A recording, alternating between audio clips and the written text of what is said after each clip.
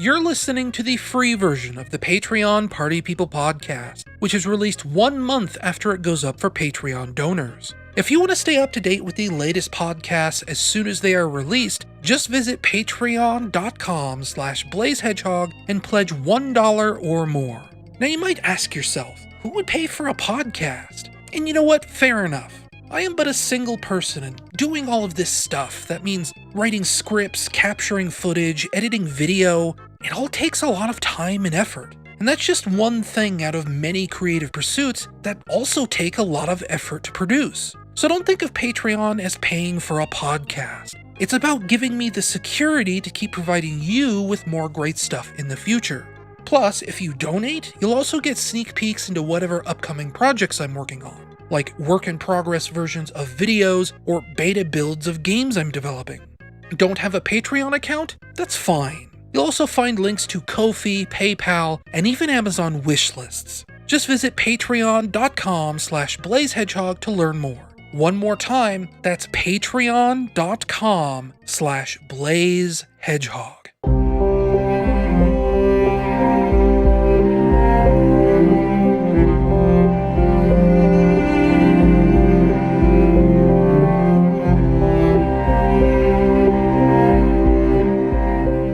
Welcome to the Patreon Party People podcast. It is December the 21st, 2020, and I am, of course, as always, your host, Ryan Bloom. Hi, how you doing, everybody? How's things going out there in internet land? Things have been weird here at home. It's been a weird year. It has been an especially weird time now with the election and things like that. But you may notice, this podcast is super late. And, we haven't been strangers to having super late podcasts this year, given everything that's been going on. This month, the reason everything is so darn late, is because about a week and a half ago, I came down with, a really, really bad toothache. I've had toothaches in the past. They haven't been that bad. It's been rare that I've had a really, really bad one. In my life so far, I've been lucky enough that I've only had 2 teeth pulled, way back in 2008. I have a very distinct memory of being awake at 4 o'clock in the morning, playing Twilight Princess with just the worst toothache you can imagine. Trying to get it to go away with Tylenol and ibuprofen and everything like that, and it just wasn't going away. I eventually ended up seeing a dentist, and they pulled 2 teeth. I've mentioned, I think in a past podcast, that bad teeth sort of runs in the family a little bit. I think I mentioned then my mom had her first pair of dentures when she was 19 years old. And it's always been kind of this expected thing that, that's a bridge I would have to cross when I get there. It was never a case of if, it was always, at least in my mind, it felt like a case of when. And the toothache I had about a week and a half ago, I would describe as being, top 3 toothaches I've had in my life. Not necessarily so much for pain. If I took the appropriate amount of Tylenol and ibuprofen together, it could be somewhat manageable, but it was just bad enough where it was difficult to sleep. But the real problem with the toothache was less the ache itself and more the fact that it was a tooth infection. I don't necessarily know how it started. When you have bad teeth, sometimes these things just happen. But I ended up, my face started swelling up on the left side, to the point where it was actually starting to, swell my eyes shut a little bit. So, we called around, tried to find a dentist that would take our really, cheap, poor person, insurance, which is to say, it's Medicaid. It is basically, the bottom of the basement barrel, whatever that means. Just, it's base level government insurance, we'll say. Dentists, doctors in general don't like taking that. I'm sure they have multitudes of reasons. So, it took, a whole day basically of calling around to different dentists to find out, sorry, I'm readjusting in my chair here, to find, who would take that insurance so that I could see a dentist. And I didn't have to like go into an office or anything, with COVID and everything out there right now. What I ended up doing was, I guess, something that's become sort of popular with dentists lately, teledoctoring, which is basically, you get a video call on your phone and they say, oh, show me your face, show me your teeth, and then we'll work from there. So I ended up calling a dentist. He's normally stationed down in like Las Vegas, which, I live in Nevada. You think, oh, Las Vegas, that's where everything is in Nevada. That's like, from where I live, that's like a 7 or 8 hour drive. It is a long way away. A good 5, 6, 700 miles from where I live. Anyway, I ended up calling him, doing a teledoc sort of thing, and he was like, oh yeah, your face looks very swollen, and, it was getting kind of hard to talk. My nose was starting to run. Like I said, my eye was starting to swell shut. It was bad. It was real bad. He prescribed me some antibiotics, which I finished probably about 4 or 5 days ago at this point, maybe closer to 3 days ago. And 3 days ago, my face was actually still a little bit swollen, and I was kind of worried, that the antibiotics they prescribed me wasn't enough, because, it was still a problem. It didn't hurt anymore. They also prescribed me some painkillers, and, 2 or 3 days before I ran out of antibiotics, the pain eventually started going away.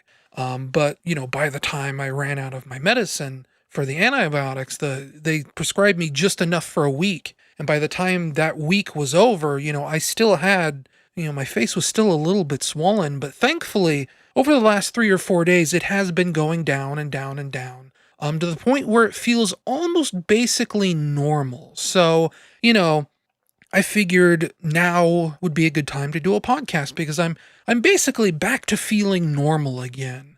And I do have an appointment with a dentist. I don't think it's the same dentist from Las Vegas. We're not going to Las Vegas for a dentist appointment. They have a local office, and I'm scheduled to see someone in about a month. I think the appointment is like January 18th at like 10:15 a.m. I'd have to go look at where it's written down to know for sure, but it is January 18th. So, we'll go in there. They'll probably do like, x-rays and things like that. And then they're going to go, whoa, your teeth are kind of a mess, dude. And I'm going to be like, yeah, I know. And they're going to be like, wow. And what I'm expecting is going to happen is they're probably going to want to pull most of my teeth. Not all, not my entire mouth, but I'm figuring the uppers at the very least. I do have what I would consider, salvageable teeth. It's, it's not that bad of a problem, but it's bad enough that I expect that they're just going to say, cut your losses. It's not worth saving what teeth you have. Just pull them all and get dentures. Which I am not looking forward to. I have put it off for probably about as long as humanly possible. Because the idea of having dentures is not very fun for me. I'm not young anymore, but I'm not old either. I'm kind of in that weird no man's land where I'm not 40, but I'm not 20, right? But I am pushing closer to 40. I'm currently 37, I think. I'm also getting old enough to where I don't necessarily pay attention to my exact age. But the idea of having dentures just seems really weird to me. I don't want it. And I especially don't want the kind of dentures that, like, my mom has and my grandma had. And I think, some of my aunts and uncles have, which is, you have like plastic teeth or something, I don't know. And then you have to use like denture cream to glue them in. I don't like the sound of that. That sounds disgusting. What I like, ideally, is they make a new type of denture now, dental implants, where it is basically, I think I might have talked about this on the podcast last time I mentioned teeth. It's these metal pins that they, I think it's like 2 or 3 or 4 pins that they kind of, surgically implant into your gums, and then your teeth just kind of snap in, right? It's, you know, like think of like an action figure. This is a very poor comparison, but think of an action figure, right? When maybe you were a kid like I was and you had like Ninja Turtles, right? You could take the limbs off of a Ninja Turtle because all it was, like, you know, their legs were kind of just snapped into this socket. And if you pulled hard enough, you could pull the leg off. And then at a later date, if you really wanted to, you could pop it back onto the socket. That's kind of what these dentures are. It's these little pins, like these little round edges, these little round things, and they just pop into the dentures so that you don't need glue. They are essentially permanent teeth replacements. But those are considered a luxury, right? Those are high-tech dentures. Those are advanced dentures for rich people. I think, like, prices vary. I have looked up prices because, you know, again, the idea of me getting dentures was when, not if, because bad teeth sort of run in my family.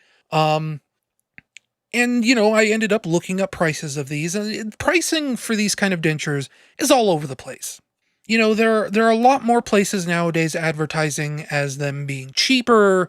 You know, it used to be, you know, some places advertise dental implants as being individual teeth. You know, you implant one tooth at a time, one by one, until you get a whole mouth. And in that case, individual tooth replacements are like, I don't even remember what it was. It was like $300, $400 per tooth. Which, you know, you have, what is it, 52 teeth or something ridiculous? You have 28 teeth? I don't know. 34? I'm just throwing numbers out here. So, you know, you can imagine one tooth at a time, that's like thousands and thousands and thousands of dollars. But then you look at places with these snap-in dentures, and some of them say, you know, oh, you know, prices starting at $400. But even then, you know, that is insane. This is like a very expensive procedure. And even now, you know, that's just the dentures, right? That's not counting, you know, all the other surgery just to remove the teeth at all. So, you know, I've talked about saving up money this last year, to rebuild a computer or maybe buy a brand new game console. And, well, I guess that's the end of that, isn't it? Though I don't know, you know, I don't know how much this is going to cost because, you know, the Medicaid insurance, I don't know what that's going to cover.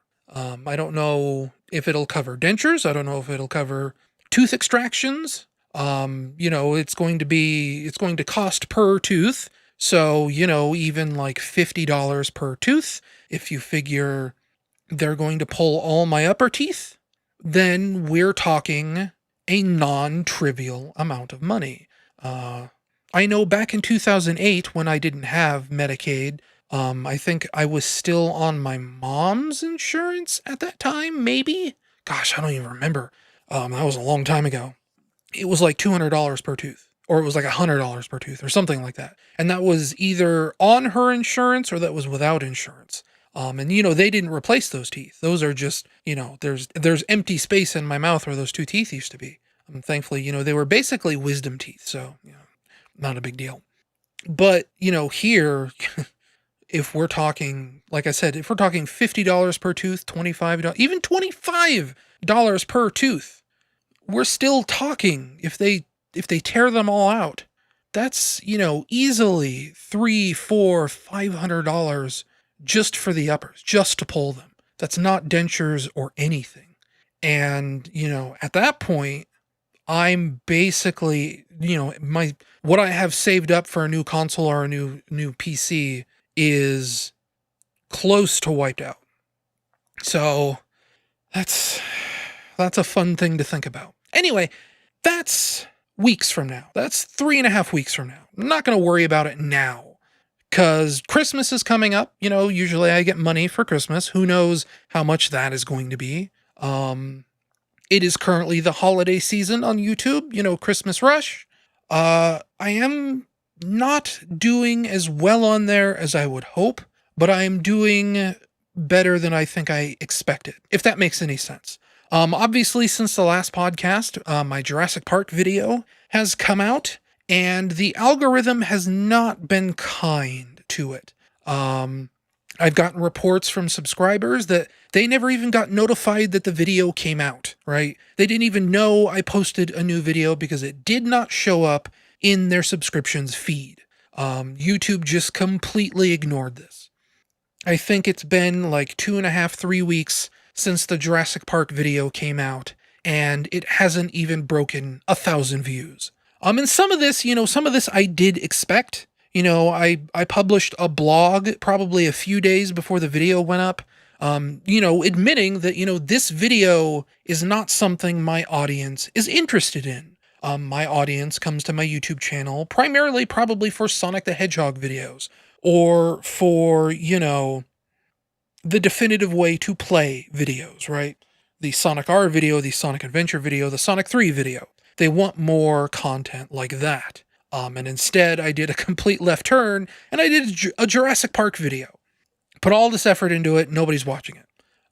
But again, I expected that to some extent. And like video reviews for me, even video reviews for topics that my audience is interested in, don't necessarily hit as hard as I would like.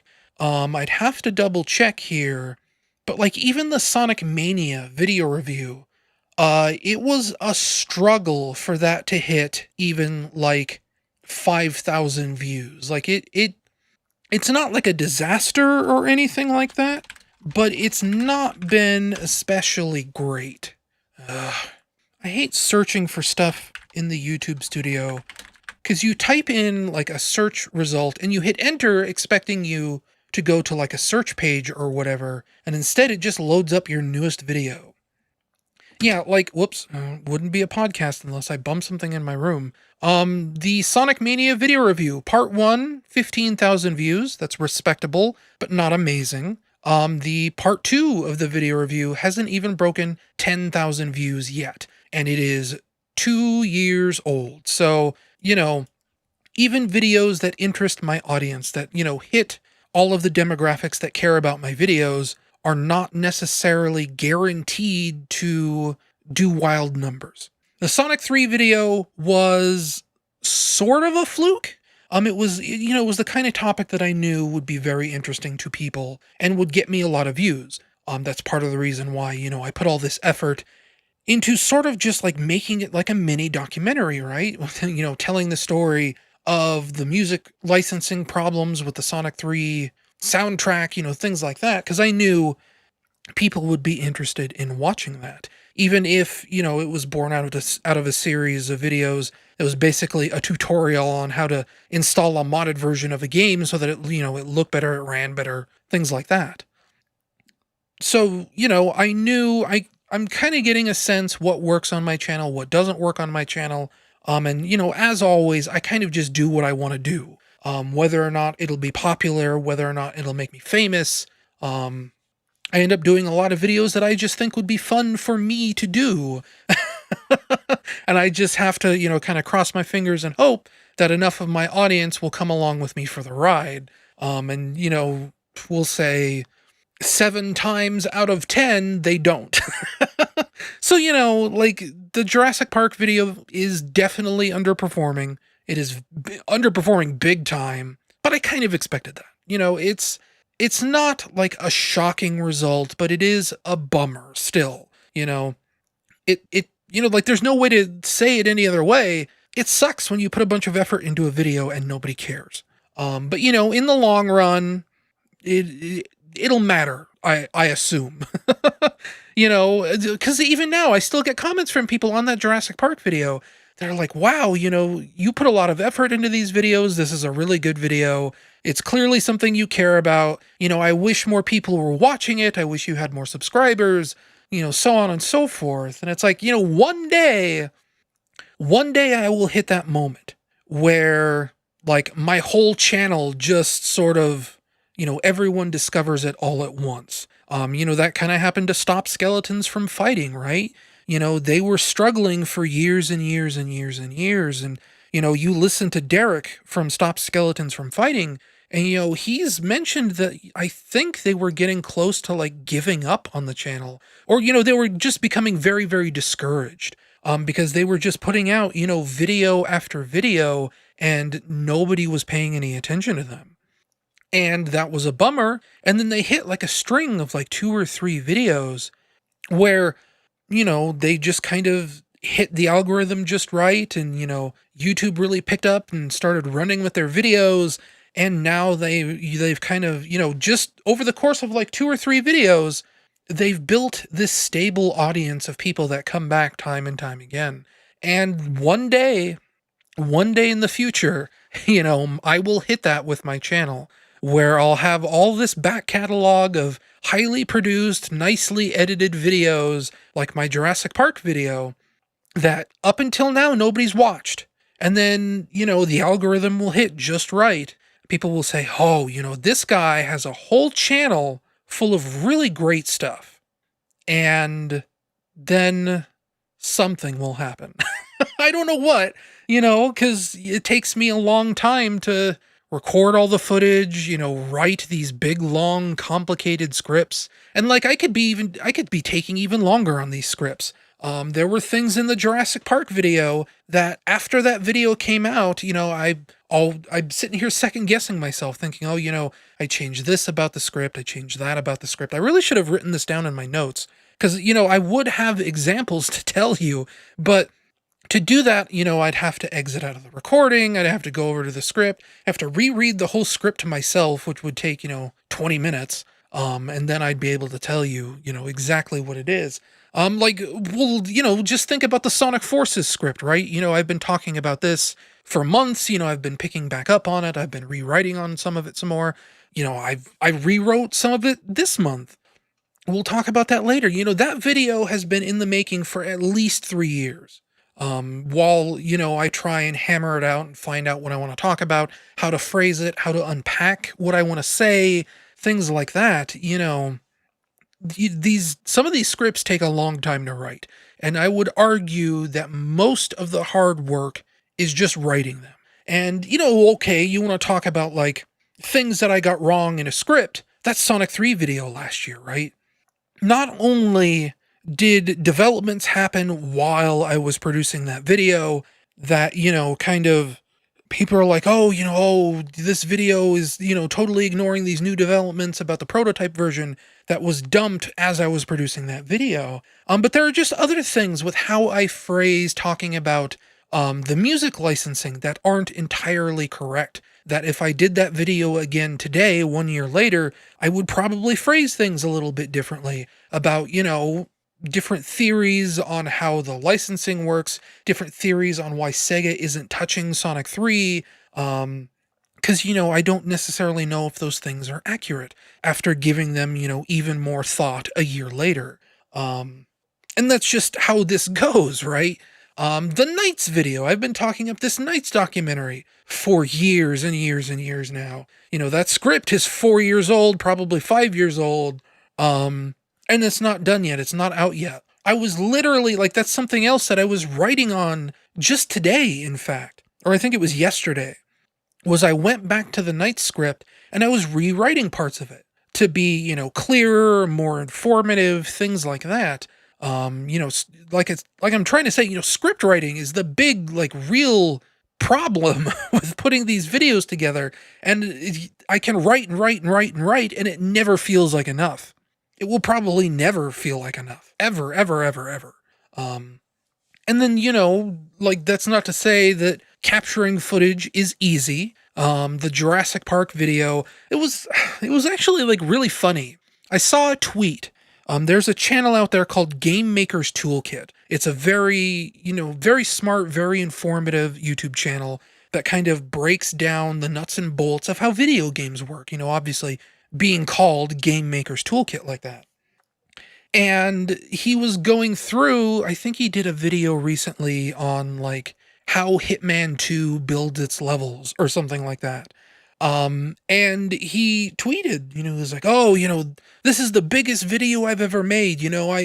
Here's like 48 games that I source to talk about in this video. And, it's like 48 of the most recent games. That's, it's like, The Last of Us 2, it's like, Hollow Knight, it's Spelunky, it's, all like just all these game names to talk about, Hitman 2 or whatever, to describe the mechanics he's talking about in his video.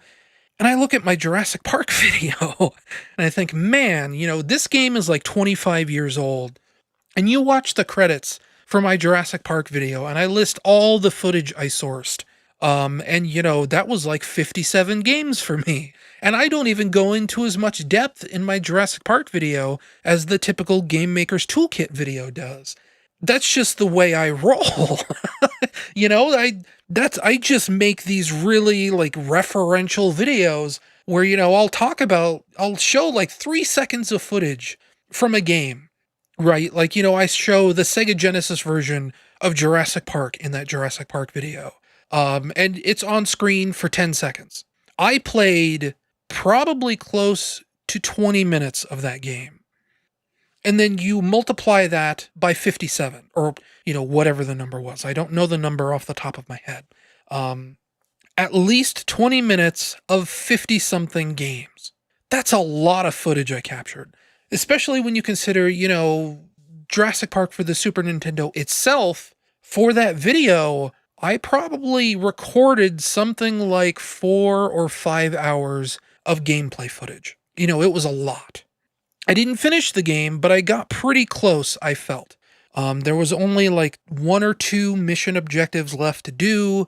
I think I got down to like 4 or 5 dinosaur eggs I needed to collect yet. We were talking home stretch of the game there. I probably captured something in the realm of like 5 or 6 hours of footage for that Jurassic Park video. But again, that script, I wrote that script in like I think the earliest date on that script was 2016. So, that Jurassic Park video was 4 years old. And that was, 4 years of refinement on that script. That was me like buying a book on the history of ocean software to make that script better. I think I bought that book sometime in like 2017 or 2018 and rewrote like, significant sections of that script to better incorporate information about ocean software as a company. That was a big deal for me. Like, I talk about wanting to do that Jurassic Park video because it would be simple and easy. And it wasn't that simple and easy. I put a lot of effort into that thing over a very long period of time. And I don't even remember how I got onto this track. I think it was just all talking about analytics and how the video was underperforming and how I expected it and everything else. But, it is what it is, right? And to be fair, I'm not suffering. I could definitely be in a much better position. I talk about this every now and then. I don't make enough money from Patreon and YouTube to support myself by myself. I couldn't like move out of this apartment and go live by myself and have the whole place, not to say the word again, but by myself. I do need to kind of live at home with my mother like some kind of weirdo because that's all I can afford right now. But at the same time, you think about where I was 10 years ago, I'm doing a lot better now than I was. I actually have money to spend, right? We talk about 2008 having 2 teeth pulled. My mom paid for those for me because I had, zero money, no money at all, no money coming in, no job, no nothing. And now, I'm in a position where I could probably pay for some, maybe all of these teeth to be pulled. And that's pretty cool in a way, right? That's not nothing.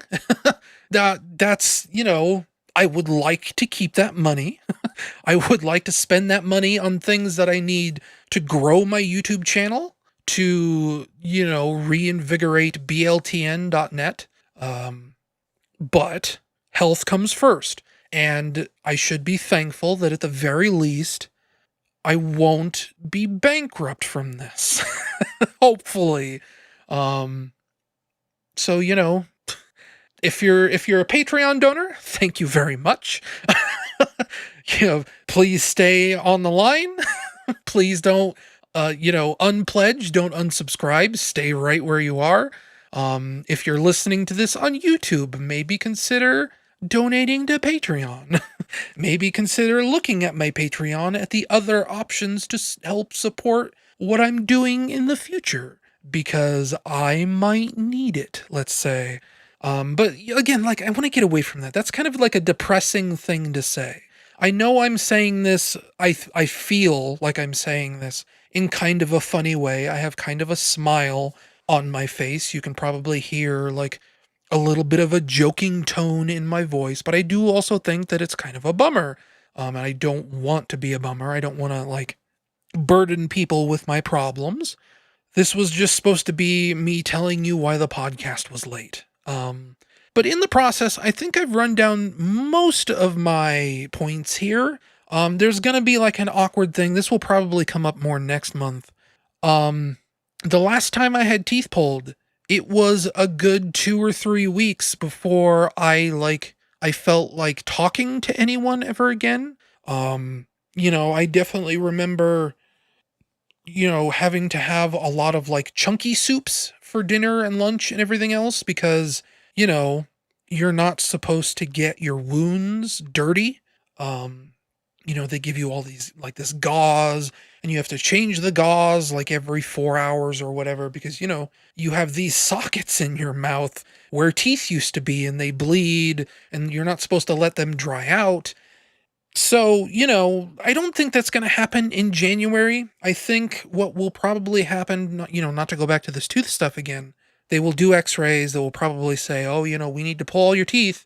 And then I will be scheduled for an appointment probably late January, early February, mid-February maybe, somewhere around there. And then we'll just take it as we go. But as far as like new videos go, that's probably going to impact, my ability to do voiceover for a while. That's probably going to impact my ability to do a podcast for a while. Because I don't know if I'll necessarily be in a lot of pain. They will probably give me painkillers of some kind. This time around, because I don't know if you pay attention to the news, but I think Oxycontin is outlawed now. So what they ended up prescribing me this time was just quadruple strength ibuprofen, to kill the pain of my teeth. And then they told me to take it with Tylenol. So, basically just super strong versions of what you get over the counter. Even though, 3 years ago when I was in the hospital for my kidney stone, they gave me Oxycontin or something like that. Oxycodone. I don't know. I don't pay attention to this kind of stuff, but I do know that I think it was outlawed recently and the company that invented it, had to, I don't even know what I'm saying anymore. I'm just mumbling. I'm just rambling. But further things coming up on the channel, further things for me to do. Obviously I talked about writing on the Sonic Forces script. I talked about rewriting parts of the Knights script recently. Just making things clearer, kind of better unpacking my thoughts. The Sonic Forces script in particular, like just before recording this podcast, I was rereading it from the beginning, and that's a very, very, very rough script. I'm still not done with it yet. I still need to figure out how to wrap everything up, how to tie all my points together into kind of like a nice, neat, tidy bow. But I'm getting there. I'm getting closer and closer and closer to the point where what I would consider to be a first draft of that script to be done. But rereading this script from the beginning, I am starting to worry that maybe the ideas in that script are a little too big. It's kind of hard to keep track of it all. It's obviously, I keep saying this over and over and over again. This is going to be a big script. This is going to be a big video. And I'm worrying that it might be starting to buckle under its own weight. I run through so many points. I have to explain so much stuff. I've written this script in bits and pieces over months, maybe even years. It is kind of, a really like disjointed mess. And it's going to need a lot of work, even after I consider draft 1 finished, to kind of go back through and refine everything and make sure it flows well and that all my points line up correctly and that Because, like, one of the things that I think I do in that script is, like, well, we're talking like, 20 minutes into a video, I introduce a certain person when really I've been talking about them for the entire script. And I don't introduce who they are until 20 minutes after I've been talking about them for the whole video. So, I need to clean up things like that. I need to it just needs, like, writing is not the end. There's a whole, like, cleanup process and a whole, like, clarification process that some of these videos need to go through. And that video in particular is going to need it worse than most. So, still pretty behind on that video, still pretty behind on that script. I said I wanted it out before whatever Sega announces next. And if we're talking, when is the earliest possible date Sega could announce a brand new Sonic game? Well, for most corporations, I think the quarter ends on like April 30th, right? So usually, we get like a big Nintendo Direct in either March or April that sort of, announces new products and things like that. And, that applies to all sorts of other corporations in the video game industry. Usually you will get sort of like announcements for things that, like, we can't wait any longer to hold back this announcement. We have to make it now before the quarter ends. And they usually make those kind of announcements in March and April. So, anywhere between January and April, we'll say, is when the next Sonic game could possibly be announced. Unless Sega really does mean that, it's a 2021 game, in which case any time after April would be when they would announce that. Because, January, February, March, and April would technically still be considered fiscal year 2020 for them. That's just the weird way that business works. It's considered, winter quarter 4 or whatever. And then quarter 1, 2021 starts on, like, I don't know, May 1st. It's just the weird way business works. So I don't know. If we're talking, tooth extractions, maybe even, denture replacements, the adjustment period, that's going to take, that could interfere with whether or not this script is ready to start recording sometime in the next 6 weeks. And I don't think it's going to be ready to record sometime in the next 6 weeks. So, I don't know. I literally actually seriously do not know. As long as that video is out before, we'll say, October 2021.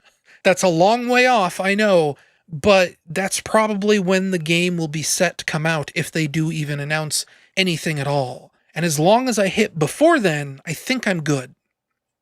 But man, what a weird time for all of this, right? What a mess. What a mess. Like, oh. Anyway, that's like everything, I think. I think that's what I wanted to talk about. I don't remember if I mentioned that I wanted to keep working on Bubsy, because I do. There was a post that went up recently. Gosh, what was it even about?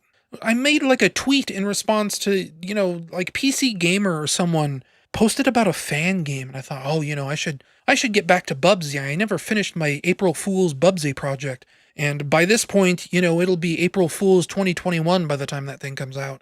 But I want to get back to that, I still think about that Bubsy game every now and then. The first level is complete. I just got hung up on this moment where it was like, okay, first level is done.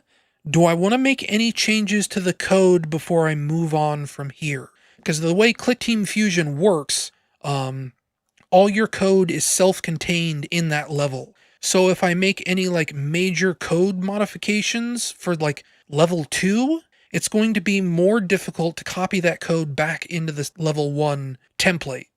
So, kind of once I finish that first level, it's kind of like a cutoff point where I kind of have to lock down and freeze everything up and say, okay, I can't make any more major modifications or bug fixes from this point onwards.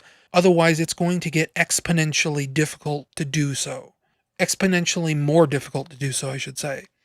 So, I've been thinking about Bubsy. I've been thinking about what I want to do with that. I could probably just move on to level 2. I think it's good enough. But, I've just had that paralysis of not being able to think what I'd want to add or change before I move on. But, that's that's a bridge I need to cross. And, there's other things that I wanted to do. A listener, a subscriber, a follower, I think he probably even donates to the Patreon, come to think of it, mentioned doing a remaster of my Sonic 2006 montage, because this year, 2020, was the 10th anniversary of that. And, I said, I'll get right on that. And then I kind of spaced it out and I put it on the back burner for this Jurassic Park video. And now it's getting late enough in the year that I'm kind of waffling on whether or not I want to do that or not. It's just a simple case of hooking my 360 back up and capturing the footage. It wouldn't be that difficult to do. It's just whether or not I feel the motivation to do it. And, if you want to talk about things that will generate revenue for my YouTube channel, that's probably one of the videos that would. And, again, it's, I kind of just do whatever I want to do, whether it makes me money or not. And that's kind of like a bad mantra to be following when you're trying to make a living on YouTube. But so it goes. So, that's been on my mind. I almost thought about doing it today, but, instead I'm recording the podcast. And then, actually, that might be it. Oh, something else I wanted to talk about that I ended up getting super off track on and I totally ignored. I think I know why the Jurassic Park video was being ignored, why the algorithm completely passed over it. Something that's happened on my YouTube channel in the last year or so is that obviously, I got way into Fortnite. Mainly the Battle Royale part, but also the campaign mode, Save the World. I had a big spiel a month or two ago about how overcomplicated Save the World is. But I've been mostly tweeting clips out, but every now and then something happens in the game that's too long for Twitter, and that ends up going up as an unlisted video on my YouTube channel. And I remember hearing months and months, maybe even years ago, that YouTube doesn't like it when you upload too many unlisted videos, because the algorithm isn't smart enough to identify what is unlisted and what is listed. It just sees that you uploaded a video and it says, okay, nobody's watching this video. And it doesn't really understand that the reason why nobody's watching this video is because it's unlisted. It just sees, you uploaded a video to your YouTube channel, 2 people watched it, that's bad. And the algorithm sort of develops this profile for your YouTube channel that says, okay, 75 to 80 to maybe even 90% of the videos you upload only get 2 or 3 views. Your channel is not worth watching, and it kind of writes you off. So, over the last year, as I've been playing Fortnite, I have probably uploaded something like 10 or 15 or 20 unlisted Fortnite videos that just go into my multiplayer shenanigans playlist. That playlist is surfaced publicly, so anyone who wants to go watch these Fortnite videos can just find the playlist and go watch them there. But they don't clutter up my main channel listing. And, that's something that I like. I like being able to kind of control my channel in that way. But it's the algorithm that isn't smart enough to discern what's going on or why I'm doing these. It just sees that, 5% of my audience, probably even less than that, probably 0.1% of my audience watches these unlisted Fortnite videos I've been uploading.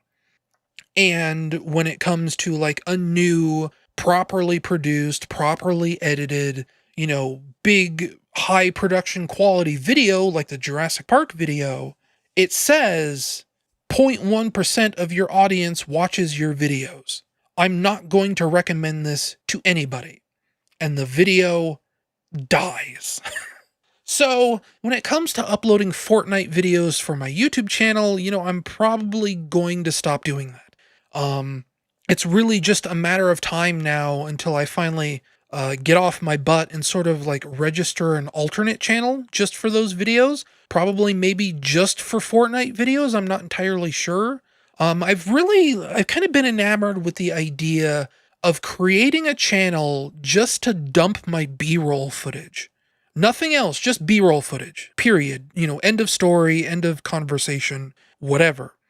Just the raw, unedited, unproduced B-roll gameplay footage, And the idea of kind of registering this second channel, not only to just dump Fortnite videos on there, but kind of to just dump uncommented, unproduced, unedited gameplay footage, might be okay. I don't know. Again, this would kind of be just like a wasteland, something nobody would ever subscribe to because it's just junk, basically. It's just a place to put things so they don't clutter up my main channel. But we'll see, you know?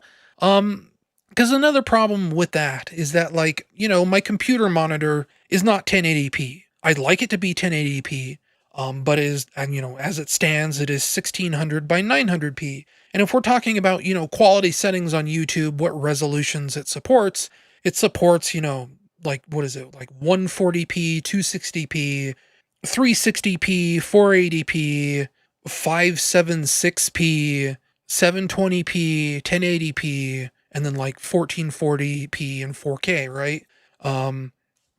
1600 by 900 is this weird resolution, this weird middle ground, where if I uploaded just raw gameplay footage from my computer, it's going to downsample to 720p. Which, if this is just a place to dump B-roll footage, maybe that's not the worst thing in the world. I don't really know. That's kind of a bridge we'll have to cross when we get there. If this sounds like in any way interesting to you, the 10 or 15 or 20 people that actually listen to the podcast this far along, if just having a landfill channel where I just dump B-roll footage sounds interesting to you, gigs and gigs and gigs, hours and hours and hours of just raw, unedited, unproduced, uncommented, normal video game footage. If that sounds like something you're interested in, leave a comment, let me know. Because otherwise I'll just make this channel as a dumping ground for Fortnite video game footage. That sounds like such a weird thing coming out of my mouth, But that's the future, that's things I'm thinking about, things I'm planning on. Things that are coming up, things that are going to empty my wallet. We're going to take a break here so that I can get a drink, rest my vocal cords a little bit, get my head straight, because I know I kind of bounced around a lot in that first segment there. Very energetic too, wow, usually, I feel like I'm usually a pretty low energy kind of guy, and I feel like I was just kind of bouncing around all over the place in that first segment. It's weird. But we're going to take a break. I'm going to get a drink, get some rest, recharge, clear my head, and then we're going to come back, talk about movies and video games and the usual weird nonsense that I generally talk about. So I will see you then. Here's some music.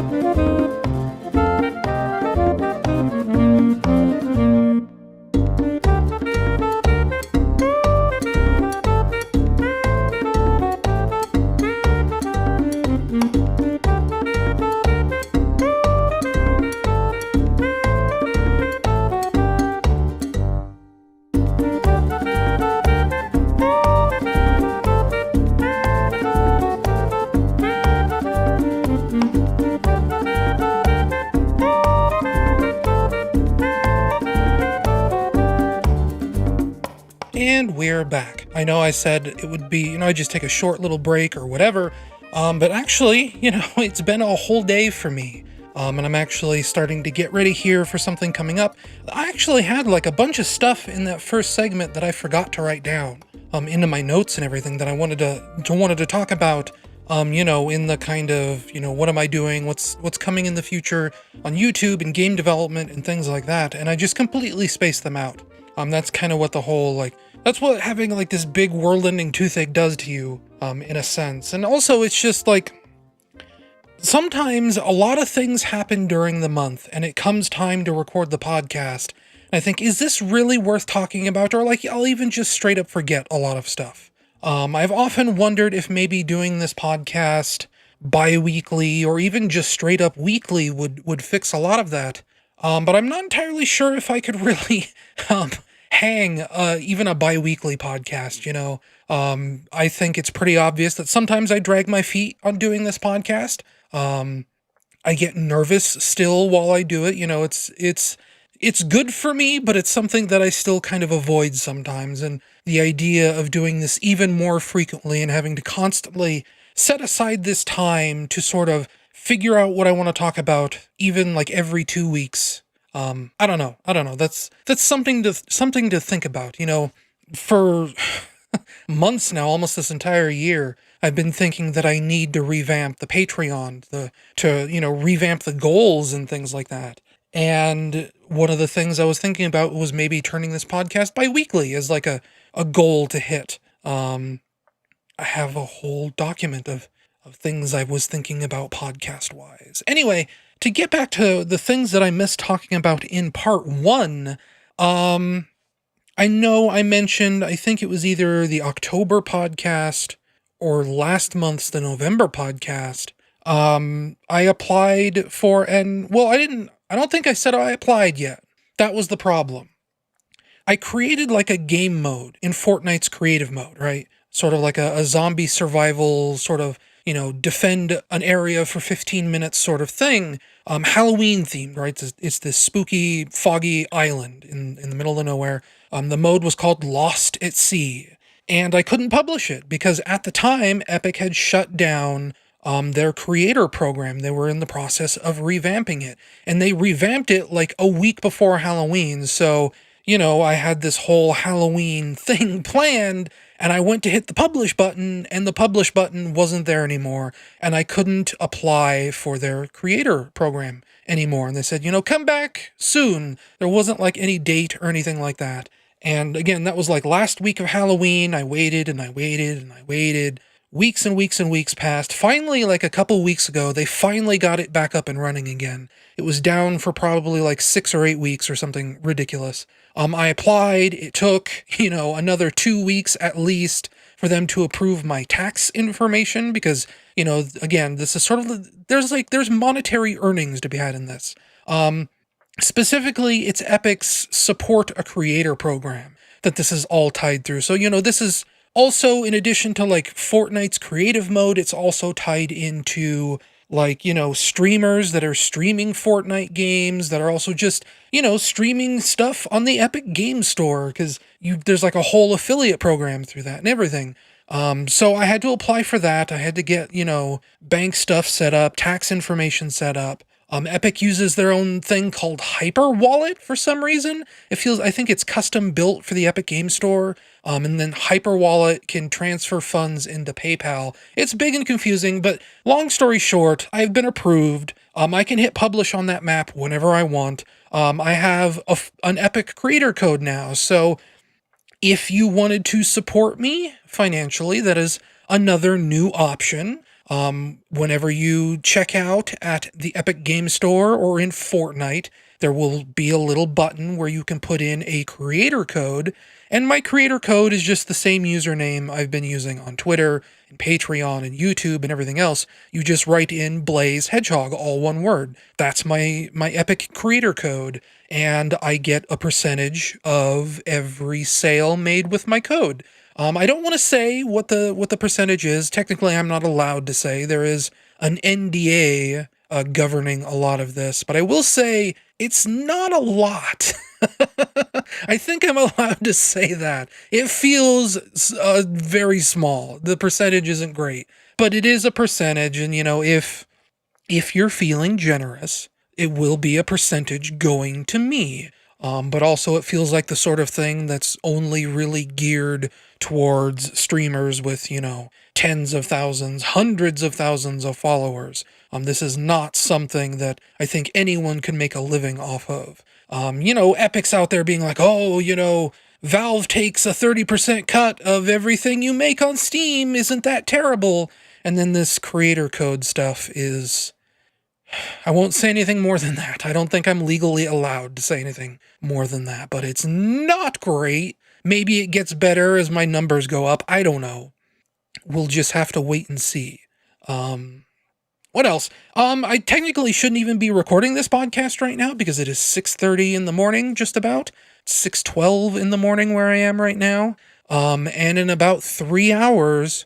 my cousin Matt and I, you may remember Matt, he's been on the podcast a couple times. He was supposed to be on sometime within the last few months.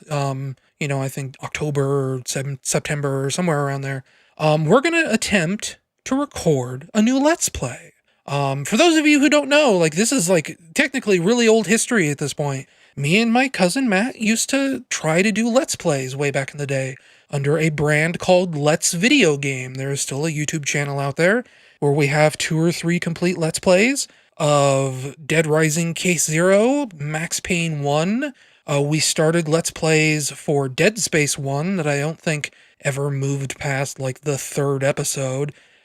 And then we recorded and lost an entire Let's Play for The Matrix Path of Neo. That was a game that was, at the time, very near and dear to my heart. We figured, we did Max Payne, let's do something sort of like Max Payne. Path of Neo is absolutely bananas, crazy bonkers. It's by Shiny Entertainment, the Earthworm Jim guys.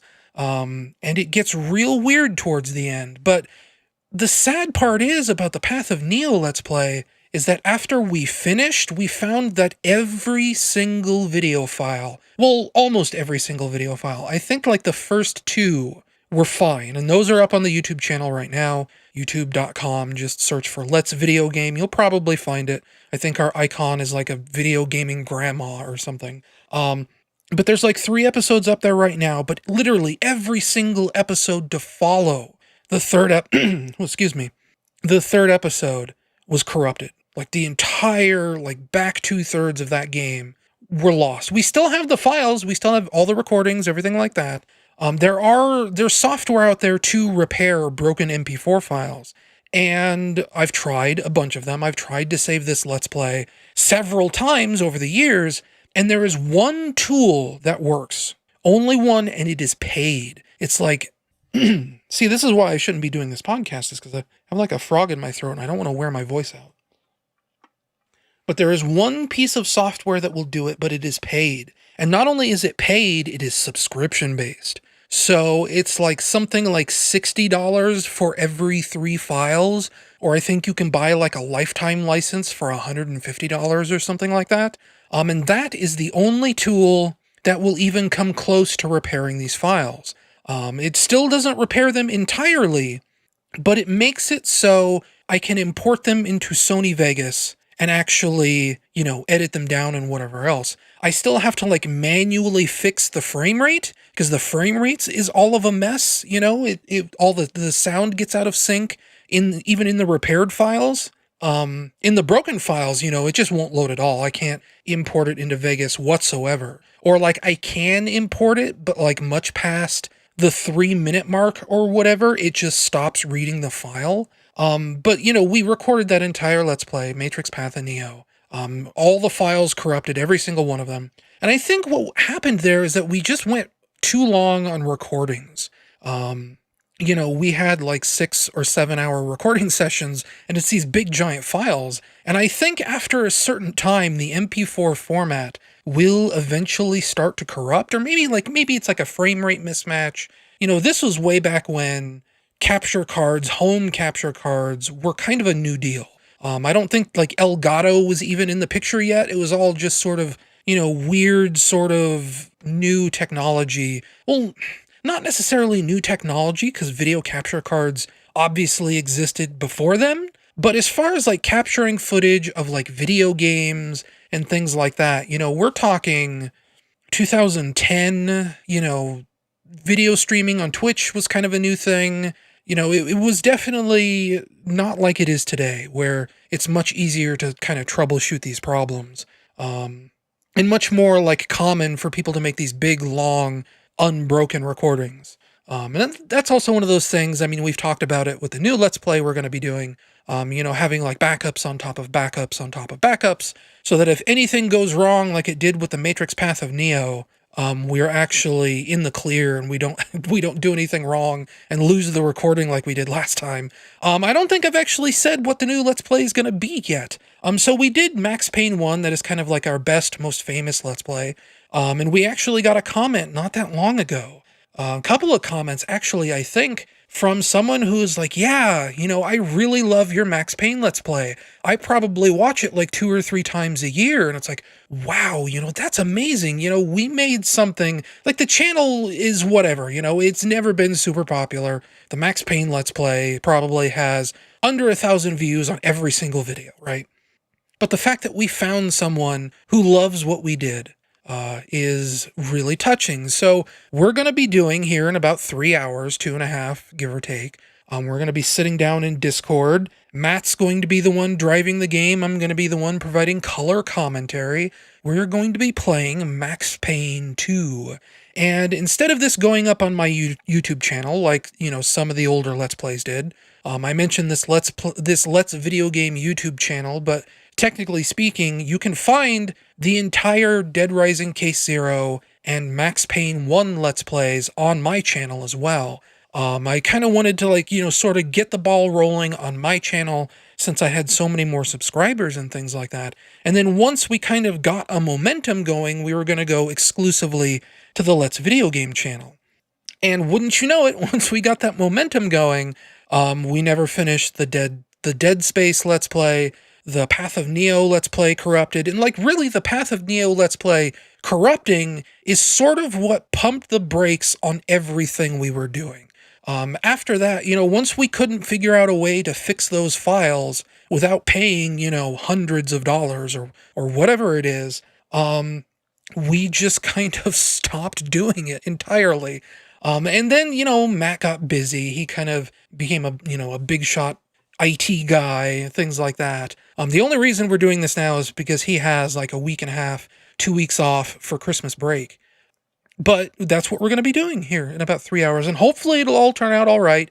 If you're listening to this in the future and you see a Max Payne 2 Let's Play on the Let's Videogame channel, you'll know that we were successful.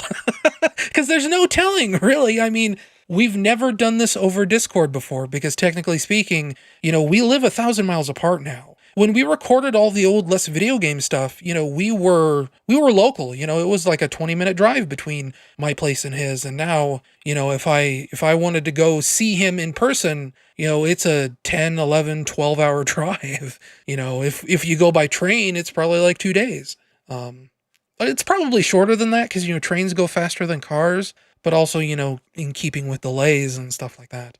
I think when we moved out here from Colorado to Nevada back 3 years ago, that train ride was like 3 days long. And that's because, there was like so much track maintenance and we had so many other problems on our way out here that it was a really long train ride. Anyway, that's more upcoming things coming to the channel or coming to a channel sometime in the future. I should probably do a video on my Fortnite creative mode here in a minute.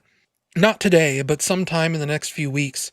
But it feels weird publishing that, It's Halloween themed, It's this dark, spooky island. There's like jack-o'-lanterns in the map, and it's almost New Year's. But, Halloween doesn't end until I say it ends, so whatever, I might as well just do it. Better to do it now than, a year from now, when who even knows what the Fortnite creative mode landscape looks like, I might not even be playing Fortnite in a year, I mean, do it now or never do it ever. It's kind of the mindset I'm getting into. And then, of course, like I said, Max Payne 2 Let's Play coming soon, probably, hopefully, maybe. If it's not too much of a mess. It probably won't be a mess. I mean, Discord is pretty good about streaming video. We've streamed video to each other back and forth, all the time. It's no big deal. And the latency is pretty low. So chances are we should be able to do this. And I know I've watched other Let's Play channels that do this over Discord, so. Anyway, on to media consumption, which is what the second half of this podcast was supposed to be about. We'll start with movies, because I usually start with movies. I watched a movie called Prince of Darkness by John Carpenter. I mainly only really ever tuned into this because of John Carpenter. John Carpenter is he's an interesting director. I'm learning more and more that, he made some really like hot bangers, some real good movies like The Thing and The Fog and Escape from New York and things like that. Big Trouble in Little China, that's a personal favorite of mine. But sometimes he missed. And like some of that's not his fault, right? I feel like he's kind of like an indie movie director at heart. The more I get to know his body of work, let's say. And Prince of Darkness like really emphasizes that quite a lot. Where some of his movies just, I don't want to say they're not very good because that feels like disparaging in a weird way, but just Prince of Darkness is a really weird movie. This was the part of his career where I think he directed like one of his movies flopped really hard. It might have been Big Trouble in Little China for all I know. I'm not aware of the specific moment where his career started to slip.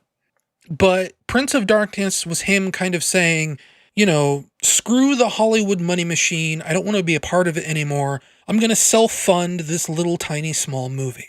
Or I'm going to do the best that I can without interacting with Hollywood as much as possible.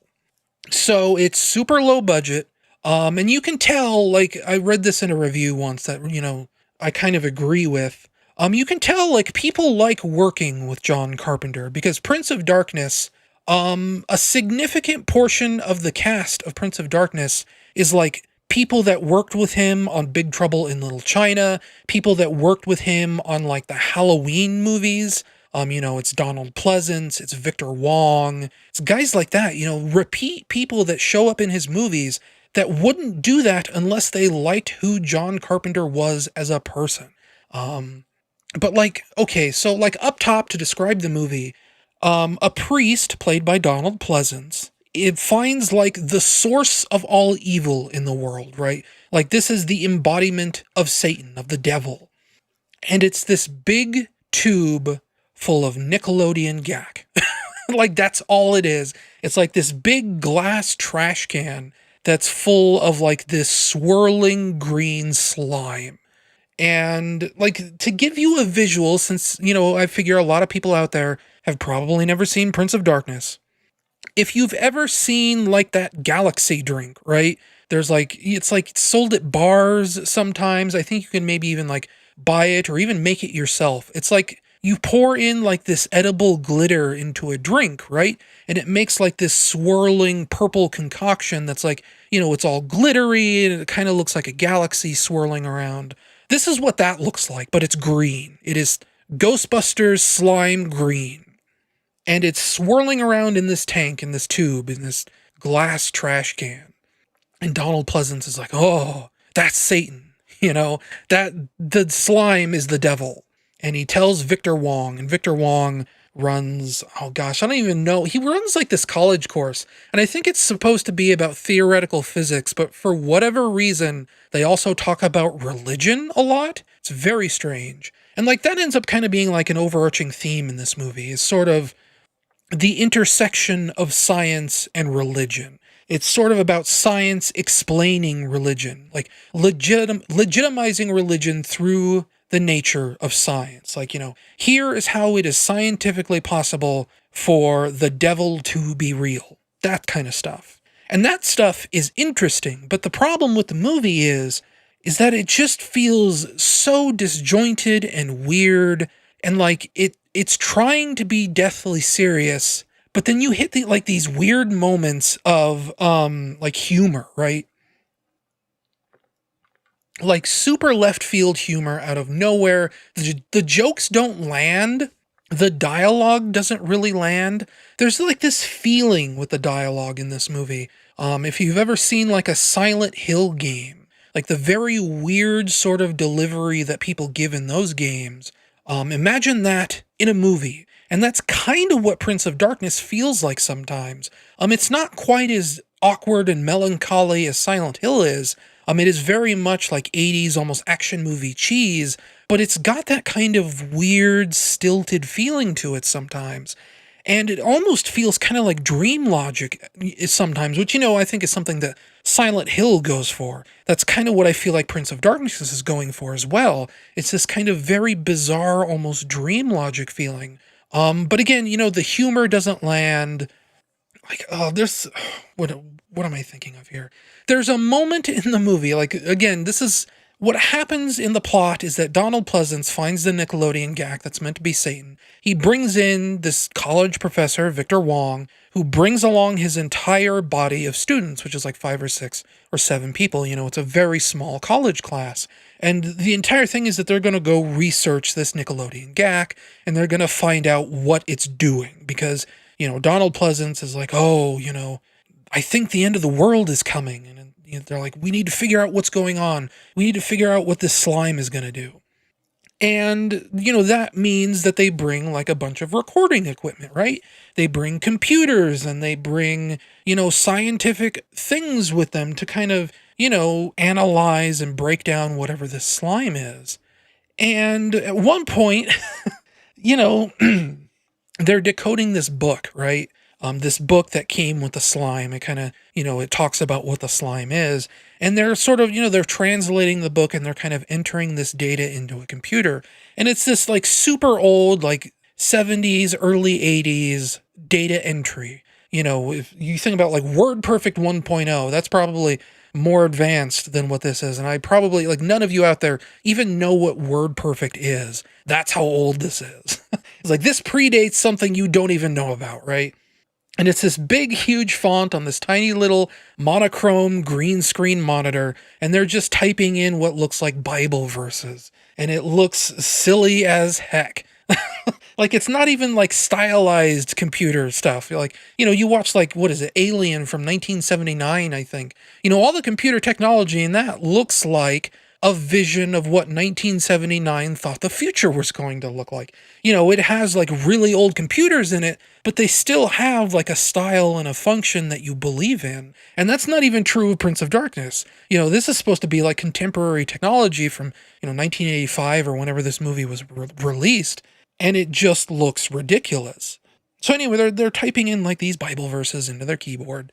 And at some point, the data starts entering itself, of course, because evil is coming in through the technology, as it does.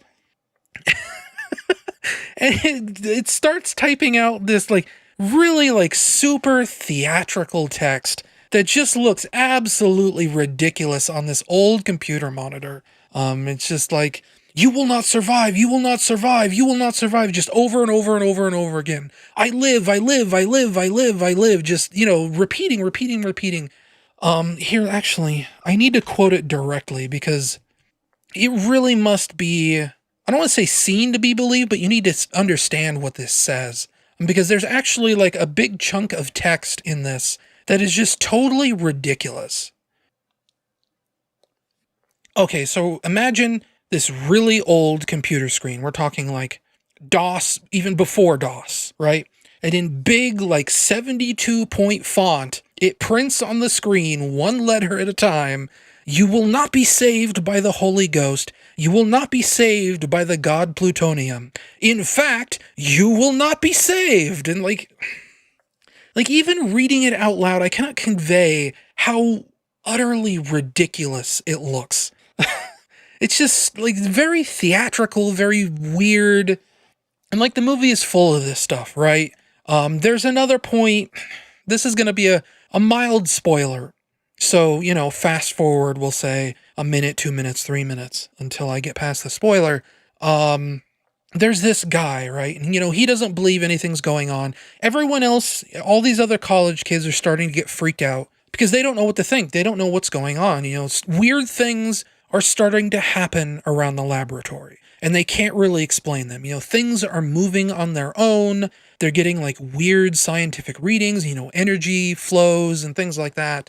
Victor Wong is like, this slime, it's creating something, it's giving birth to a new life form, and the life form is psychic. Oh, anyway, so we've got one of the college kids. He's probably 35, 40. I call him a kid, but these are all adults. And he's standing out in a parking lot just outside of the church where they found this tub of green slime.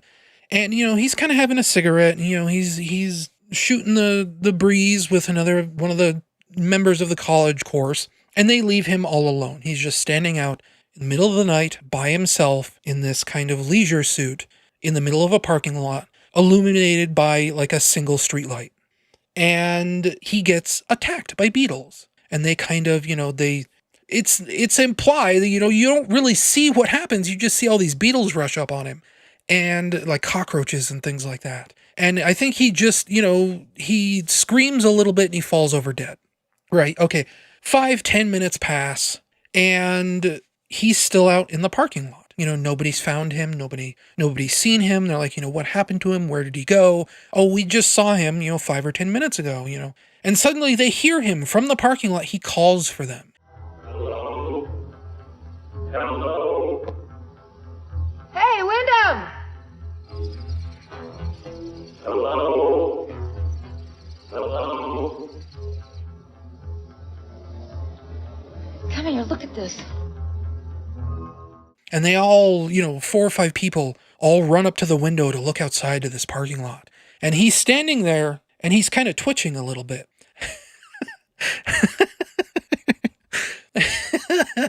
This is so stupid. And he's just standing there and they're like, something's wrong with him. What's he doing? He doesn't look right. And he's just kind of twitching. He goes, I've got a message for you, and you're not going to like it. And then he just crumbles into 1,000 bugs. His head falls off, his limbs fall off, and it's just this flood of beetles and cockroaches that comes pouring out of like his sleeves and his pant legs. And again, it's just this ridiculous moment of, I've got a message for you and you're not gonna like it. And then he just crumbles. It's like, what? Was this supposed to be funny? Because it feels like genuinely funny. It's weird and it is a little creepy, but mostly it's like silly. It's goofy. And, very end of the movie we're talking here, we finally get a glimpse of the devil. He's coming to Earth. He's coming through a portal. And what do you think of when you think of like the cartoon representation of the devil? You think like red skin, black claws, maybe he's muscular, like Legend, where Satan was played by Tim Curry. So we see like on the other side of this portal, right? It's inside of a mirror. And this hand comes up and it goes to grab someone. And it's this red skin and it's this black claws. And it looks, again, like a cartoon. That's the kind of movie that Prince of Darkness is. I kept wishing that, like, there was a better movie to put those concepts into, because it has some, like, really cool ideas. I said, like, the science and religion stuff, the way it kind of, like, intersects the two and says, here is the scientific possibility of why religion exists. Here is the scientific explanation for why evil exists. But then also you have Alice Cooper in a cameo appearance playing an albino hobo who crucifies little pigeons on tiny little crosses made out of like popsicle sticks. I burst out laughing when I saw that. It is such a weird movie. And like there's this really like very interesting, great scene where everyone has like this shared dream from another dimension. They're like, oh, someone from like an alternate version of our timeline is using a machine to try and make us all have the same dream at the same time so that the world doesn't end. And they all have this shared dream. And it's this the really mysterious, creepy scene where it's like, it's this clinical voice that's like, you are having a dream, but this is real. We are contacting you from the year 2309 to give you information that could prevent a serious disaster happening in your future. And it sounds just really weird. And like, it's this shot of an old TV with like this, like very hard to see image on it. And it's just very mysterious and creepy and weird and captivating. And it's this really like iconic scene from this movie. But then the rest of the movie is just weird and goofy and silly in a way that kind of spoils the mood. Every time it gets like, really interesting and introspective and cool, there's like 5 moments where like someone cracks a really awkward joke in the middle of like a scary moment, or the effects don't look quite right, or, people will talk over each other at weird times. You'll have like the scenes with the beetles coming out of that guy's coat. It's just very weird, very very disjointed and not great. I saw my very first James Bond movie this month.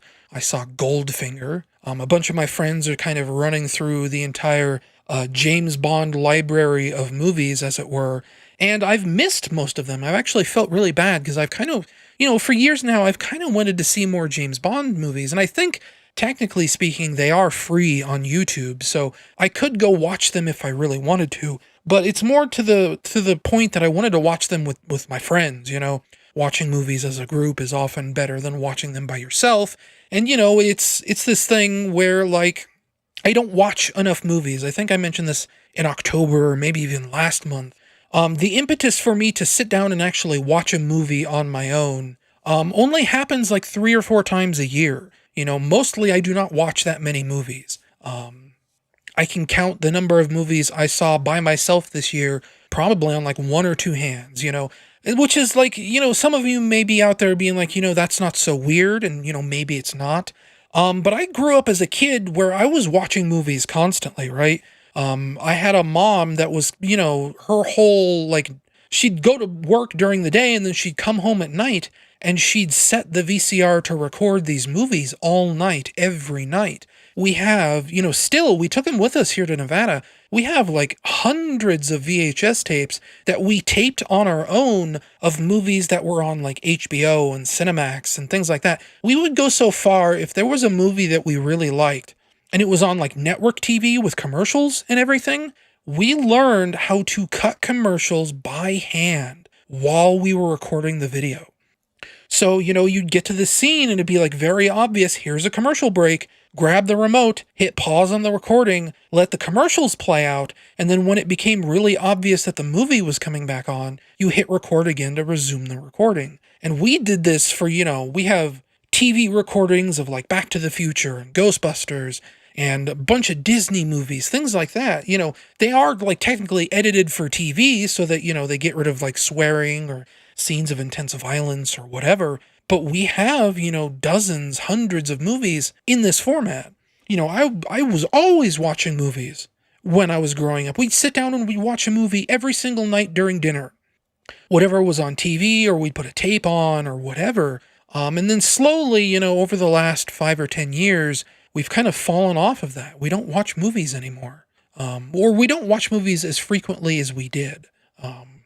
So, watching movies with friends is kind of like my impetus to sort of get off my butt and watch more movies like I used to.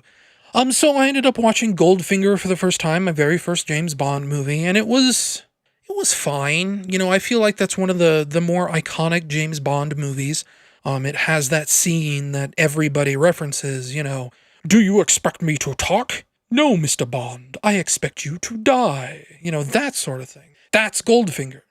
And it was okay, the face-off between James Bond and Goldfinger was fun, but I don't know if I like James Bond as a character.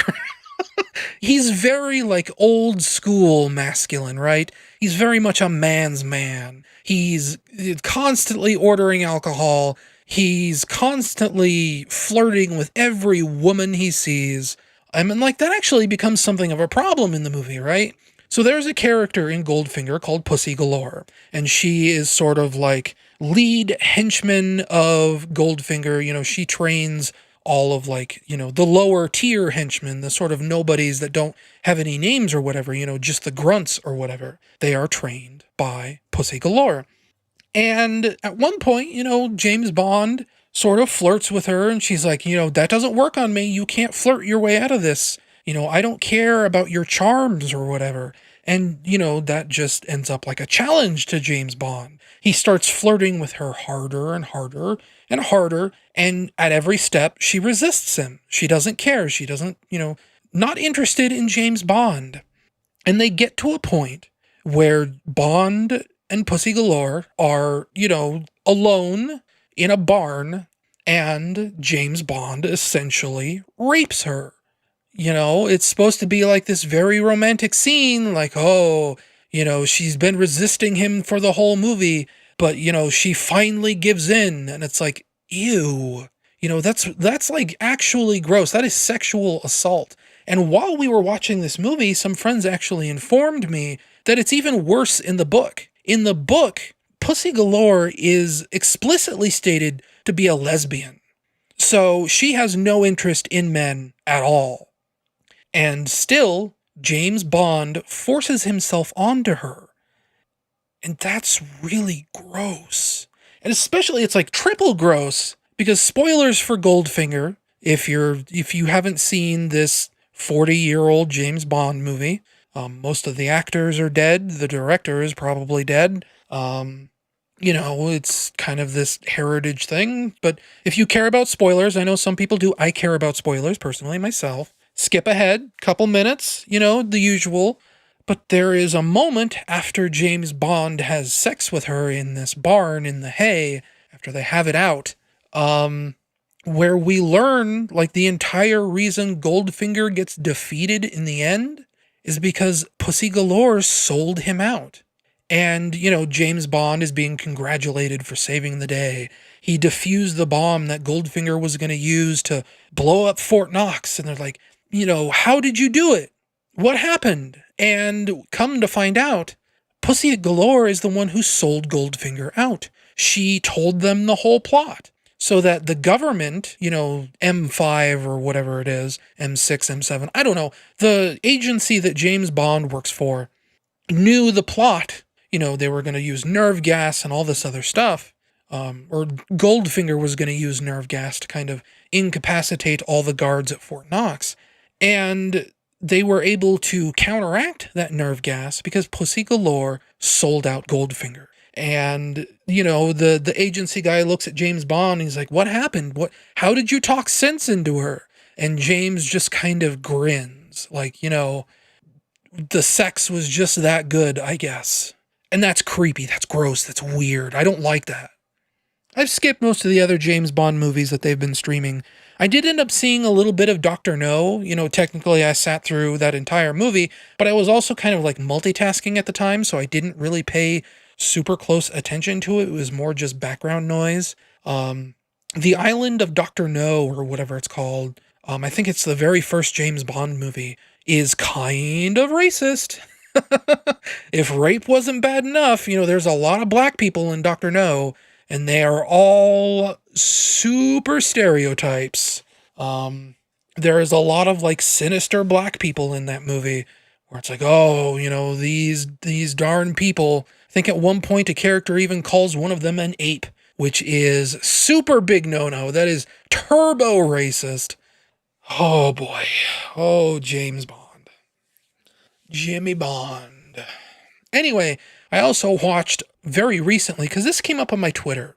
I follow some sort of, every now and then I follow like horror people on Twitter because I think they're interesting. One of them that I follow is Trevor Henderson. He does these really great sort of like found footage tweets of monsters and things like that. Monsters that he designs. If you've seen a creature out there called Siren Head, that is from Trevor Henderson. If you've seen a creature out there called Longhorse, that is Trevor Henderson. And he tweeted one night about this movie called The Vast of Night, and it was an Amazon Prime exclusive. He framed it as kind of like a Twilight Zone riff, right? So I figured, okay, yeah, James Henderson, he seems like a cool guy. He makes cool monsters. He'd probably know, what's good, what's not. So I sat down and I watched The Vast of Night on Amazon Prime. It is a Prime original, Prime exclusive. And it was merely okay. It was not a great movie. I mean, it's fine, it tells a complete story. It's, it's whatever. It's about these two pair of teenagers in the 1950s. And something very weird happens in their small town. I think they're in like New Mexico or something. People start reporting seeing a UFO. And the whole movie is about them, getting out there and like interviewing people, and there's a big secret, one of the kids is a switchboard operator by night, after she gets off from school. The other one is a radio DJ, late night radio DJ. He hosts like the all night trucker station or whatever. And the movie is about them figuring out what's going on in the midst of people reporting seeing something in the sky. And, it's all about, taking calls and interviewing people on the radio and sort of doing like a little bit of investigative journalism. And that's a pretty cool premise for a movie. I'm down with that. The problem I had with The Vast of Night is that the movie is a little bit too in love with itself. It is very much like stylish camera angles. It has a lot of like really long, unbroken shots where, the camera zooms around this entire town over the course of like 5 minutes. It's just trailing in and around all these streets. It's going into the high school. It's going into the radio station. It's going into the phone operator room, whatever, the switchboard. And, it's all this big one long take. And the movie does that kind of thing a lot. It's just, it very much feels like it's trying to show off. It's trying to be cool. And as I wrote in my Letterboxd review, rule number 1 of being cool is you don't try to be cool. And this movie tries so hard to look and sound and be cool. And it got on my nerves. And the story is like, it's whatever. It's a lot of talking heads. Regarding what they talk about like UFO mythology, about, things that people know about UFOs, government conspiracies, things like that. It's all very like pedestrian. It's all very like, if you've watched anything on UFO culture in the last 20 years, anything on a reality TV show, sightings, X-Files, anything like that, you'll know what this movie has to say about UFOs. It is a very basic interpretation. And that's kind of the long and short of it. Like, something else I wrote in my Letterboxd review is that this is a movie where everyone is talking about seeing something in the sky, but nobody in the movie ever actually just looks up, right?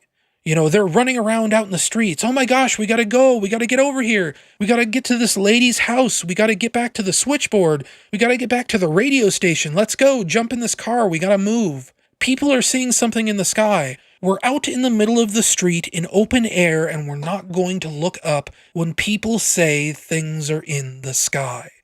That drove me insane. So I don't know. It's not a terrible movie. It's got pretty good mood. Very quiet, very introspective. It's a little annoying. Like I say, it tries to be cool. And there is like the radio DJ guy, that kid I'm talking about. He has like, thick glass, not thick. He has like, I described him as like a younger Ira Glass, if you know who that is. He's got slick back hair. He smokes cigarettes. He's obsessed with vintage recording technology. Well, vintage from our perspective. It's brand new in the context of the movie being 1950s. And like that's like, this movie is obsessed with reminding you, hey, it's the 1950s. Look at this skirt this girl is wearing. Look at this car they're driving. Listen to the music they're playing on the radio. Look at this high school basketball game in this weird gym that doesn't exist anymore. Here's a story about a UFO from a black guy who served in the military. And isn't that controversial? Segregation, right? It's like that. It's, again, like I said, it's very in love with itself. It's very in love with its era. So it was fine. And, it's the sort of movie I don't regret watching, but I don't think I'd recommend anyone else watch it. It was merely okay. And just to wrap up here, because we're actually starting to run pretty long, I only really played like 2 games this month. There was the Steam, like the Game Awards thing on Steam, where usually they put up like, certain indie game demos and things like that for you to try out. I kind of ignored a lot of them because they didn't really look interesting to me, or they were games I've already played before. And usually with those demos, a lot of them are just reruns. They aren't really updated or, modified or anything like that. I remember playing like the Contagion demo, right? I played that over like 2 or 3 different demo events, and it was just the same demo every single time. And, that's fine. If you miss it once, you get your chance again later on.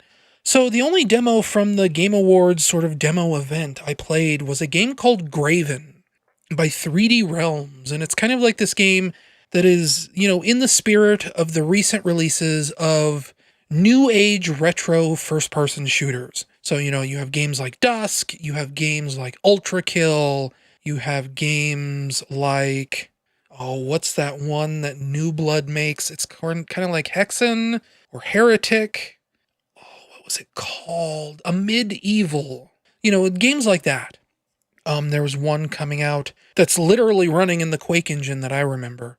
That just got delayed, actually. I don't remember what the game is called, but it's that kind of thing. It's these new age retro first-person shooters. They look old, but they're new. Proteus is another one. That's very much like old school Doom and Quake, but it's a modern game.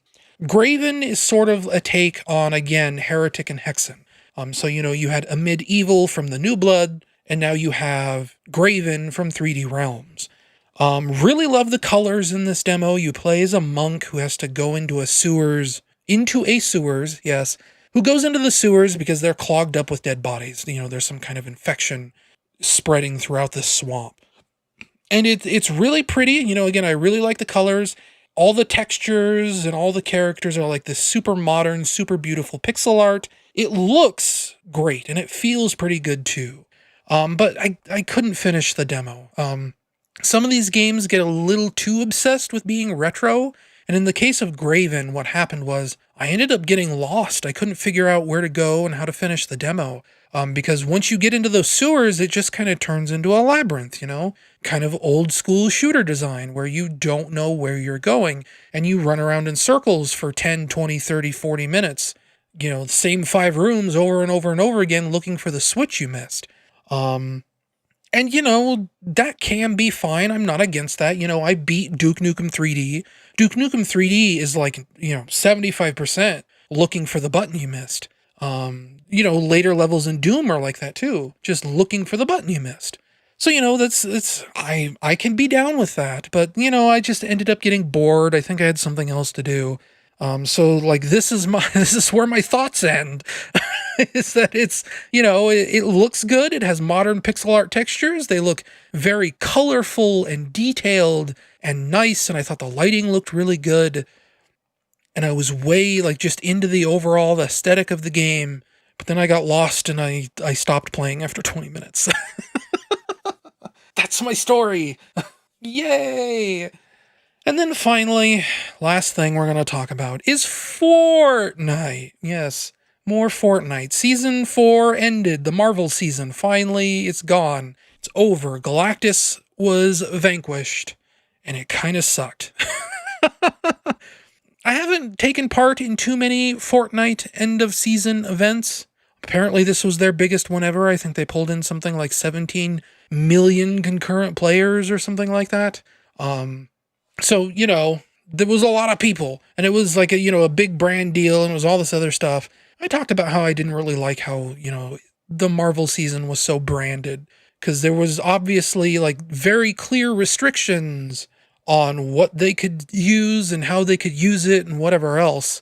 And that was certainly true of the Galactus finale, where, it basically turned Fortnite into a completely different, worse game. It kind of turned Fortnite into this weird Star Fox thing where you're kind of doing a trench run up Galactus's arm so that you can shoot him in the face or whatever. And you're Iron Man's super special buddy. He's going to give you the jetpack so that you can be the one that defeats Galactus. You're the best friend of all the Marvel heroes. And, in terms of spectacle, that's fine, but in terms of what was interesting about past Fortnite season finales, it felt way too scripted. It felt way too, separated. One of the things that, really captivated me with previous season-ending events in Fortnite was, this sense of community, right? There was no, big countdown timer to when the movie starts. It just happened, right? You were just playing a normal match of Fortnite, and something crazy would happen live in the map during your match. You weren't trying to see something cool. You were just out in the map playing a match of Fortnite, and something happened. And that was cool, right? That made it feel dynamic and interesting and crazy. Anything could happen, right? You're just out in the map and suddenly this big evil purple cube spawns in out of nowhere, and if you touch it, you die. This rocket comes out of a portal and it shatters all of reality, things like that. this monster emerges from out of the ocean, and the characters of Fortnite built this big like Power Rangers robot that's going to defeat the monster, and the monster and the robot fight all across the map live during a match. Like if you're out there where they're fighting, you can get hit by the monster, you can get hit by the robot. That's awesome, that's amazing, that's cool. They get you away from the island as quickly as possible, right? Because Galactus comes to the Fortnite island to steal the 0-point energy that is at the very center heart of the island.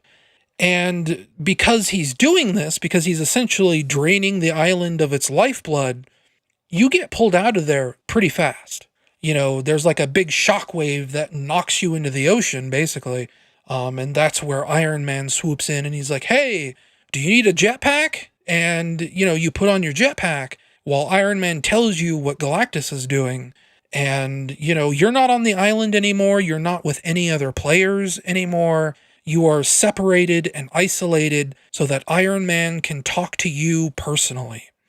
And I'm sure someone thinks that's cool, but in terms of feeling like this big community event, like you're all in something together, it sucks, because you're not in something with everyone together. You're watching a pre-scripted cinematic. Everyone is seeing the same events from the same camera angle, isolated from each other, essentially just playing a weird mini game that just, it sucks, basically. You know, it was fun to watch, but it was just kind of like it ended, and it was like, that's it? That's the best you got? You know, it's this big, impressive cinematic, but it was barely interactive, and like it never felt like I was in any danger. It never felt like I was going to fail at any point. It was just, you know, do the script, listen to Tony Stark talk at you.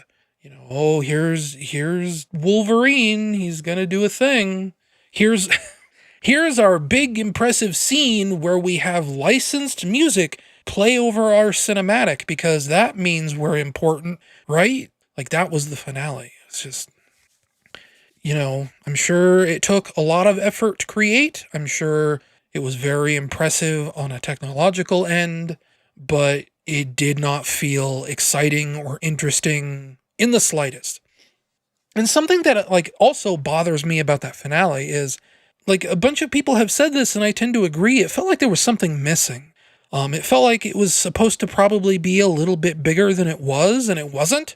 Midway through the season, like, the whole thing with this Galactus thing, right, is that you could see him coming. Throughout the entire season, there was this star in the sky, and the star slowly got bigger and bigger and bigger, until eventually it was revealed, you know, that's Galactus. That's Galactus coming to the island. Because, you know, you could physically see, you know, that star was now the shape of Galactus. And, you know, he eventually, you know, he got close enough to the planet that you couldn't even see him anymore because he was on the other side of the globe. And then slowly over the last like week or two, he emerged out of the ocean just outside the island. And it was cool looking, right? But there were other things throughout the season that felt like they were setting up for things that never happened. In one of the adjacent islands surrounding where Fortnite takes place, because, you know, you have the one big island that the game is on, and then, you know, around the perimeter, there's like these smaller islands. And you can't go to those, you know, they're lower detail. You can tell they're just there to add detail to the skybox. And that's out there where Galactus was. But at some point halfway through the season, a light appeared on one of the islands outside of the map. And more than Galactus, I wondered over and over and over, what is up with that light? It was always on. It was always there throughout the entire season. Like something was on one of the islands around the map. Like someone was watching, or something was, you know, something was going on an island that was not the Fortnite island. And I really wanted to know what was going to happen. There were rumors swirling that, you know, when Epic put out the trailer that Galactus was just about here, about a week before the season ended, people did some digging and they found like a reference to like licensed music for one. You know, obviously we had our stupid rock and roll song that played over the ending, but they also found a copyright for LucasArts or Lucasfilm or something like that. Like, so there was this rumor going around that Galactus wasn't going to be defeated by the Marvel heroes. Something Star Wars related was going to defeat Galactus. Because, the whole Marvel season, it wasn't just Marvel. It was like this crazy crossover madness, basically. You had the Marvel heroes, you had the Ghostbusters. I think a pack went up for you to buy the Joker before the season ended. He's from DC Comics. It was just all these different crossovers all at once at the same time, and it really felt like, they could say, oh, here is the ultimate crossover. Galactus comes and he's going to destroy the island.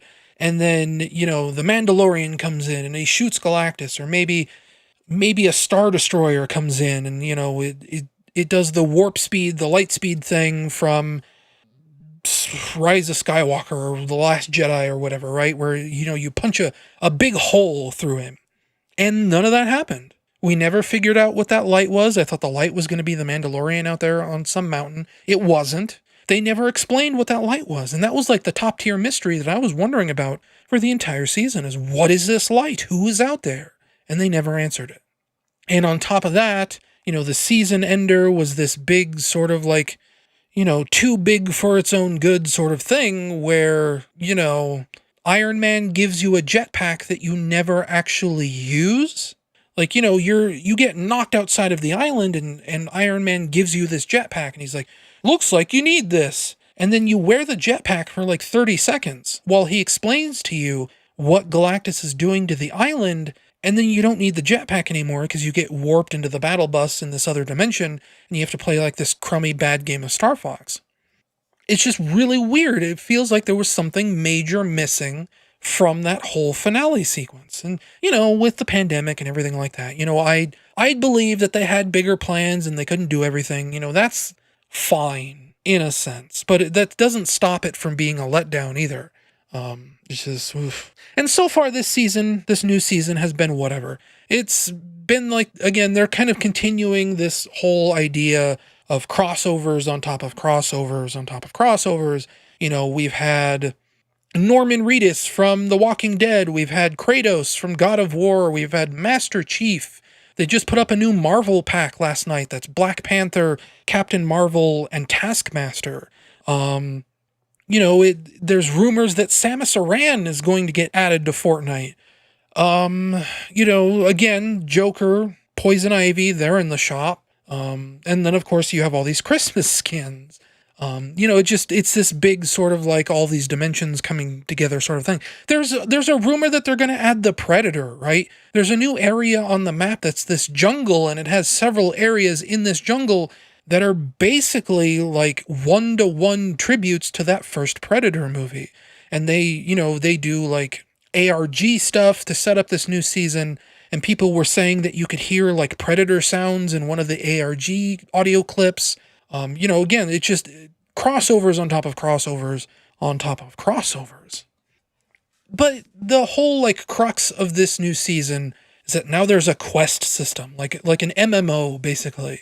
There are NPCs in the map and you can walk up to them and you can talk to them and they give you tasks to do.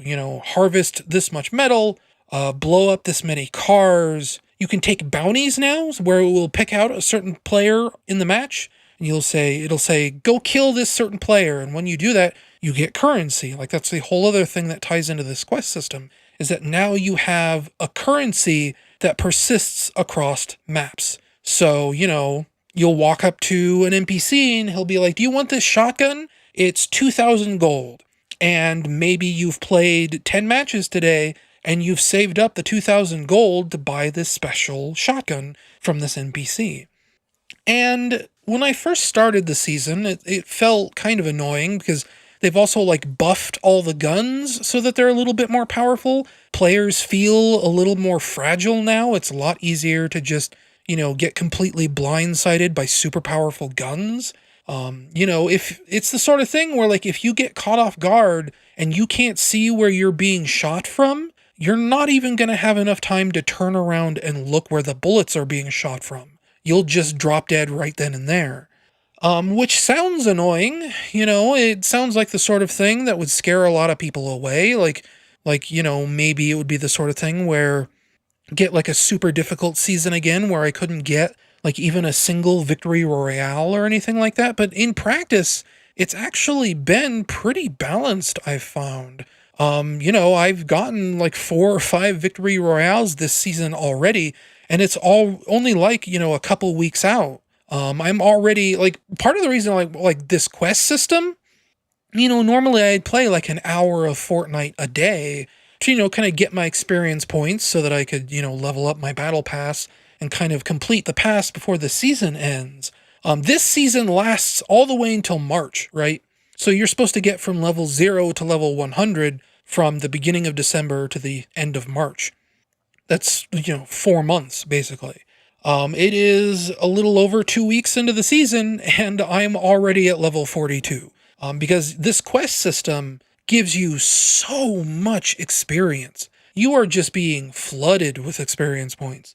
There's like 10 or 15 or 20 quests active per day that give out tons and tons and tons and tons of experience. You level up so quickly, so frequently, so often, so easily. And like, it's the sort of thing where like, you don't get bored of it, or I don't get bored of it anyway. Because the moment I get bored of just playing Fortnite normally, there's always other things I can be doing. I can do a quest to go harvest metal. I can go break statues. I can go, steal cars. I could go do all kinds of different things, take bounties, and I never get bored because there's always something different to do. There's always alternative gameplay than just playing the standard battle royale. So it's gotten to the point now where, I'll load up Fortnite basically first thing when I wake up. I'll play a couple matches, leave the game on, where it'll sit there just on at the lobby for a couple hours. And then I'll go back and I'll play a couple more matches. It'll sit there again for a while. I'll play a couple more matches. And, I'll play Fortnite on and off for hours all day long. I'll complete 6, 7, 8, 9 quests in a day. I'll get like 6 or 7 levels. And, that's fun, actually. It is kind of that MMO busy work kind of stuff. So, it's not always the most engaging thing, but when you're so far behind on your YouTube subscriptions as I am, it's a really good thing to sit down and zone out with for hours and hours and hours while you listen to YouTube, right? So I've been playing even more Fortnite than usual, let's say, and I've actually been having a lot of fun. I don't know if like this is the most cohesive season aesthetically. There are certain things about the way the map changed that I don't necessarily know if I like.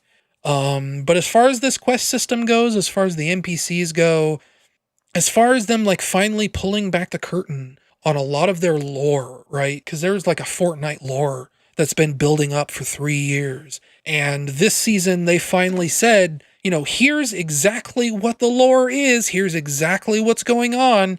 Here's exactly what the island is. And, now that you have NPCs with dialogue, now they can, tell that story better than ever. It really feels like, a big change for Fortnite. It's starting to feel a little bit more like Fortnite Save the World in a lot of ways, where, you have missions, you have quests, you have objectives that are not just kill other players.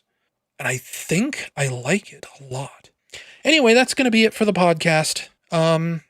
This has gone way too long, and doing all this talking even for like an hour straight, I start to feel it in my jaw a little bit, start to feel it in my voice a little bit. And if I'm going to be recording Max Payne 2 here in a couple hours, I should probably go like guzzle down a bunch of water and just kind of rest my jaw for a little while. So I'll catch you all on the flip side. See you in the next